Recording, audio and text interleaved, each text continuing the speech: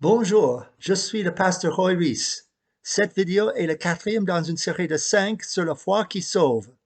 Qui nous sauve de quoi? De nos péchés, notre culpabilité et notre condamnation par Dieu. Et comment est-ce qu'on est sauvé? Éphésiens 2, 8 et 9 nous dit comment. Car c'est par la grâce que vous êtes sauvés par la moyenne de la foi. Et cela ne vient pas de vous. C'est le don de Dieu, ce n'est point par les œuvres afin que personne ne se glorifie. Mais nous avons aussi l'avertissement de 2 Corinthiens 13, 5. Examinez-vous vous-même pour savoir si vous êtes dans la foi. Éprouvez-vous vous-même. Ne reconnaissez-vous pas que Jésus-Christ est en vous? À moins peut-être que vous ne soyez désapprouvés. Et selon Matthieu 7, nous savons qu'au jour du jugement, Jésus-Christ va désapprouver certaines personnes qui pensaient à tort avoir la foi qui sauve. Alors, c'est très important de savoir si on a la foi qui sauve et c'est pourquoi je donne ces 5 critères. Et je les donne pour 3 raisons. Pour rassurer ceux qui ont la foi qui sauve, mais qui ont des doutes, qui manquent d'assurance. 2, pour interpeller ceux qui pensent avoir la foi qui sauve et qui ne l'ont pas. Et 3, pour aider ceux qui essaient de partager leur foi avec une autre personne à discerner si cette personne a vraiment la foi qui sauve. Dans les 3 premières vidéos, j'ai donné 3 critères pour la foi qui sauve. La foi qui sauve est d'abord historique, c'est-à-dire il faut croire à la véracité historique de la mort de Jésus sur la croix pour nos péchés, son enterrement et sa résurrection. Deuxièmement, la foi qui sauve est personnelle, parce qu'il faut se repentir de nos péchés, inviter Jésus dans notre vie comme Sauveur et Seigneur pour diriger désormais notre vie. Et troisièmement, elle est verbale, car la Bible dit que si tu confesses de ta bouche le Seigneur Jésus, tu seras sauvé. Maintenant, aujourd'hui, je vous présente un 4e critère. La foi qui sauve est une foi fructueuse, c'est-à-dire elle produit de bonnes œuvres.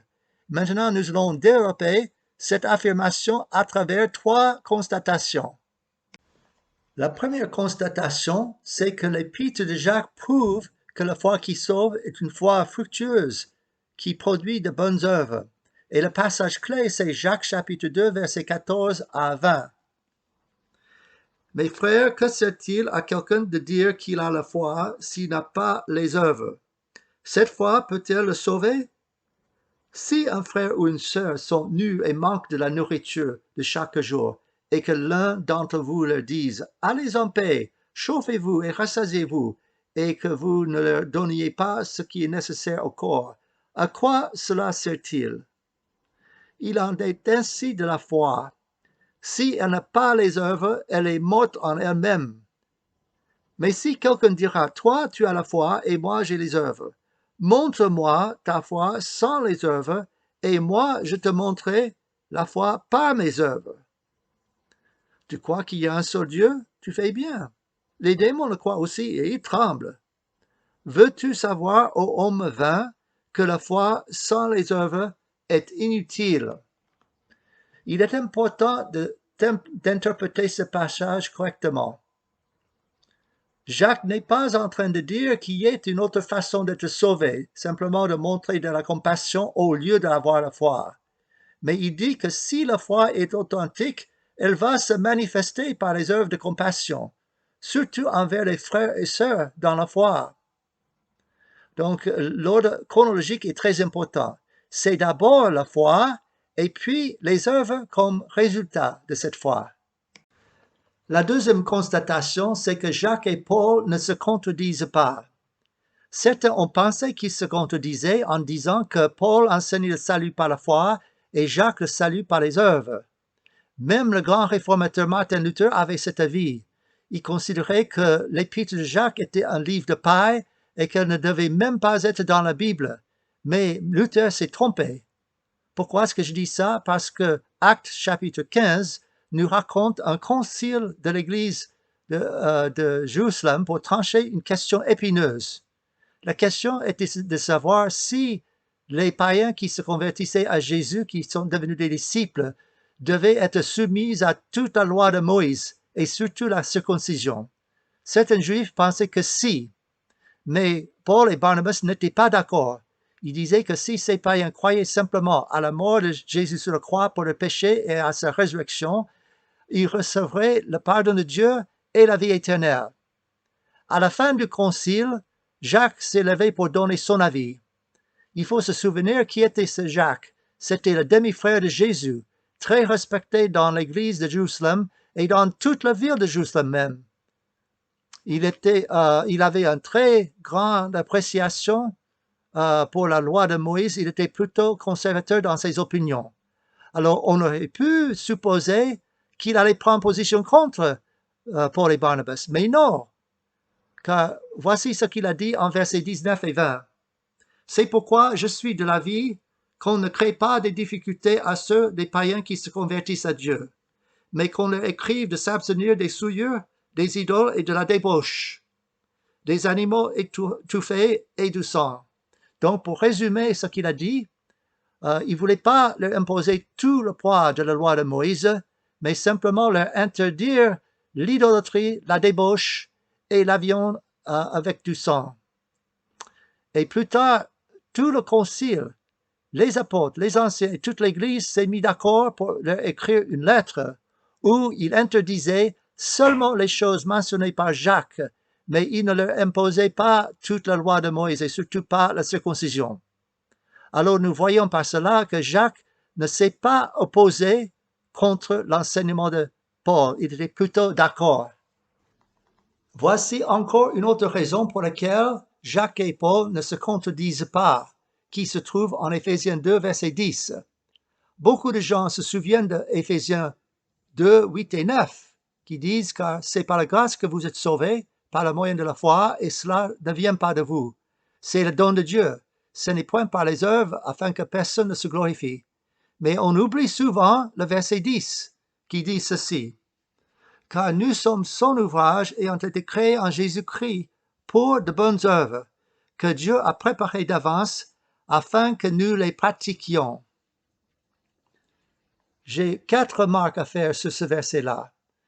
D'abord, les bonnes œuvres ne sont pas présentées comme une condition préalable pour obtenir le salut, mais plutôt comme un résultat de ce salut.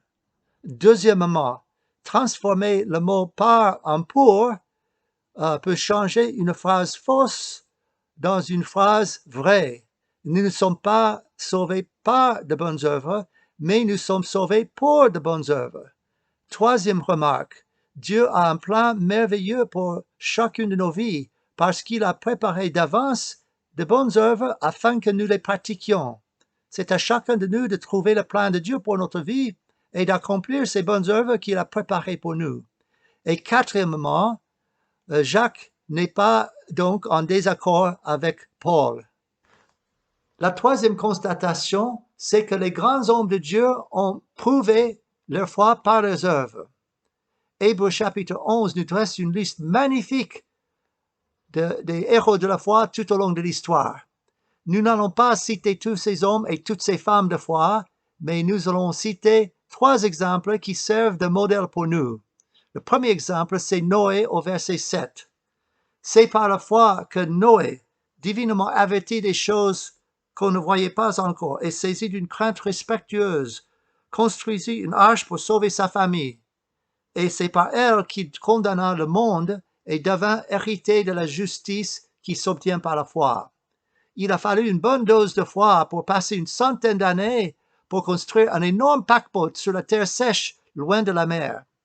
Le deuxième exemple, c'est Abraham, dans les versets 17 à 19. C'est par la foi qu'Abraham offrit Isaac lorsqu'il fut mis à l'épreuve, et qu'il offrit son fils unique, lui qui avait reçu les promesses, et à qui il avait été dit, en Isaac sera nommé pour toi une postérité. Il pensait que Dieu est puissant, même pour ressusciter les morts. Aussi, dans une sorte de préfiguration, il retrouva son fils. Il a fallu une bonne dose de foi pour croire que s'il a offert son fils Isaac en sacrifice, Dieu allait le ressusciter pour accomplir sa promesse. Le troisième exemple, c'est Moïse, dans les versets 24 à 29 que je ne vais pas lire, mais je vais résumer. Moïse, par la foi, n'a pas choisi les richesses du cour royal d'Égypte, mais il s'est identifié avec le peuple de Dieu opprimé.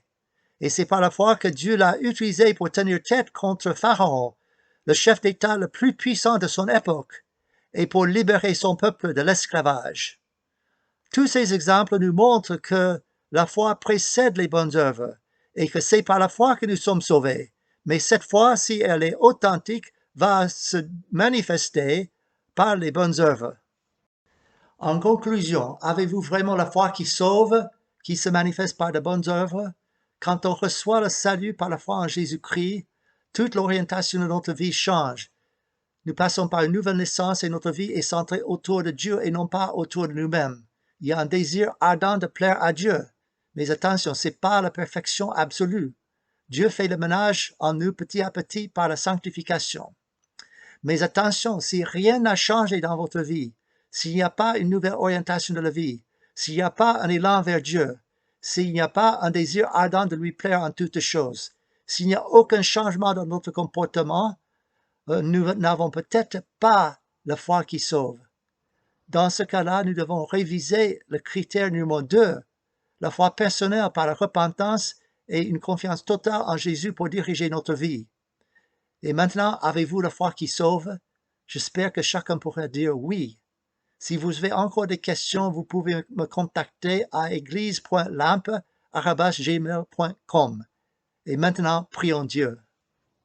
Notre bon Père céleste, je prie pour tous ceux qui écoutent ma voix, qui puissent avoir cette foi qui sauve, qui se manifeste par un changement de comportement et par de bonnes œuvres, motivés par une nouvelle orientation de la vie autour de Dieu et non pas autour de soi-même. Et pour ceux à qui ces choses manquent, que tu puisses les aider à trouver la source du problème et à combler les lacunes, afin qu'eux aussi, ils trouvent la paix avec toi et l'assurance de la vie éternelle, car je prie ces choses au nom du Seigneur Jésus. Amen.